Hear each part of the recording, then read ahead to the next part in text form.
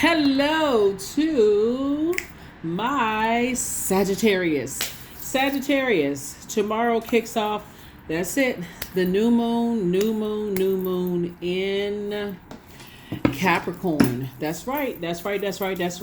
So we are one day away from this new moon, right? New moon. And so you want to be able to stand firm on getting away from energies that's not ready to transition. It's been real hard for them to just cut ties with energies within themselves that prevents them from being straightforward and continuing on their purpose, right? So, all right. All right. Let's see what the cards have to say. The first card that came out of the deck is the Seven of Swords. Whoa.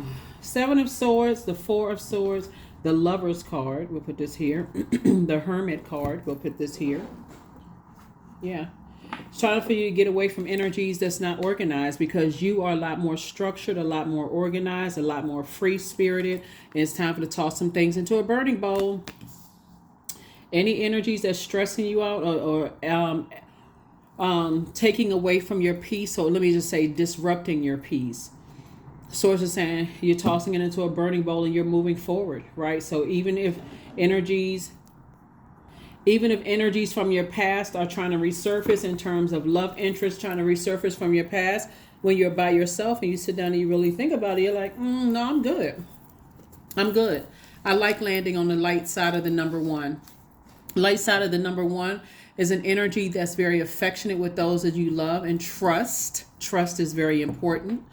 Number ones are straightforward and dignified. Also has this penetrating sense of direction. Number ones has a vibration that represents the masculine aspect of our human experience. Number ones carry themselves with dignity. Number ones like to stand out. They are achievement oriented, right? But the dark side of the number one, are energies that are boastful, aggressive, cynical, egotistical. They even turn to bullying others to create a false sense of power. Their repressed feelings could turn to anger, and they're unwilling to join forces with others or to cooperate with people, easily preferring that it's their way or the highway. So those are the energies that you're saying, I'm stepping through my portal. I'm leaving all of that mess behind. I don't even want to be contaminated by that. So Source is saying this card right here, we know 7 and 4 is 11. This is what you're stepping into your light. You're saying, if I have to vibrate on this frequency of this level of anger, and that's exposed in you, right? That's your ancestors are saying to you, raise your frequency. It's time for you to get your rest. Because if you vibrate on that frequency, I know they got secrets. They're psychopath or narcissist or sociopath. So it's like, nah, you vibrating on a frequency that is keeping you away from what you know you deserve, that you're worthy of twin flame, a partnership in love and or in business. You worthy of energies where you feel willful, like you want to be around those types of energies. You feel more charismatic. You feel more mental clarity around those energies.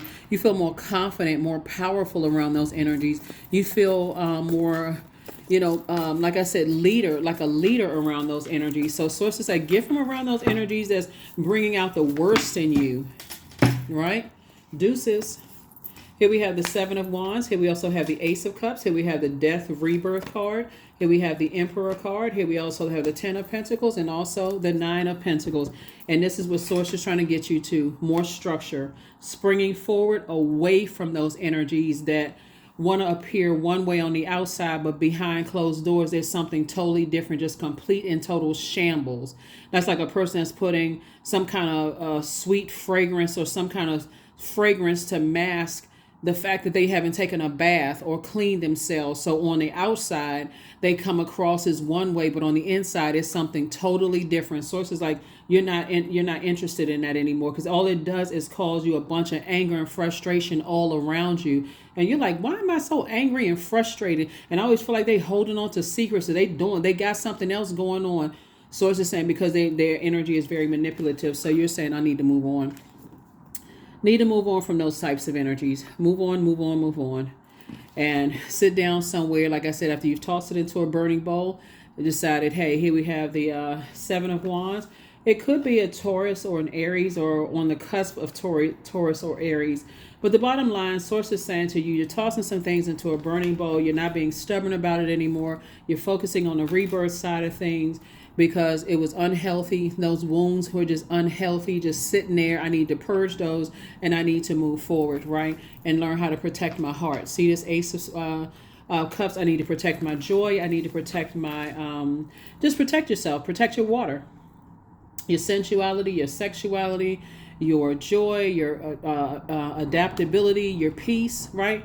Anything that's adding to your joy and not taking away from it, right? So this is what I see you focusing on. I see you focusing on your legacy and also your financial independence. So whatever that looks like for you, whatever it looks like for you, but I'm seeing a lot of wishes being fulfilled for you. You'd be surprised that when you decide, looking at the cards here, because the first, one of the first cards out of here was, and your minor arcana is is the Seven of Swords. It's like when you get to a point where your vibrations are so low that you're that angry and you're saying all kinds of sarcastic things or anger things or whatever, it's time to pull out the sword of truth and say, okay, what is the root of this, so I can move on, so I can step into this new me and really enjoy this year of wealth, the beginning of a wealthy life. But it's also going to be a lot of purging and a lot of emotional roller coasters going on in 2024 as well too. So let me go ahead and prepare for this now with this Death card. This Death card, these two cards right here are ruled by Mars, right? Which is the Tower moment.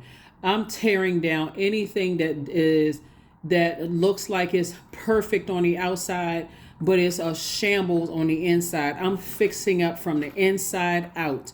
I don't want to be connected to people who just want to step into perfection. There's no such thing as perfection, right? So we're all evolving. And they're claiming that they're stepping into, oh, I'm tired of these charity cases. I'm tired of these fixer-uppers. People will appear one way on the outside, but on the inside, they're a mess.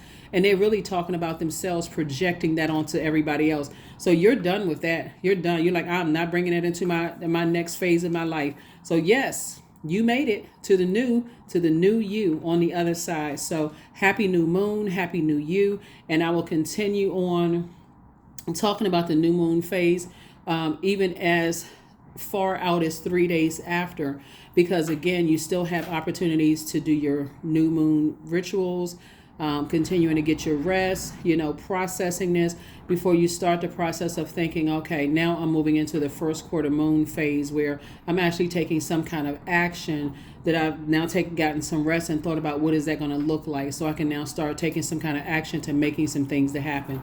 That is what I have for you. Again, welcome to the other side. Bye.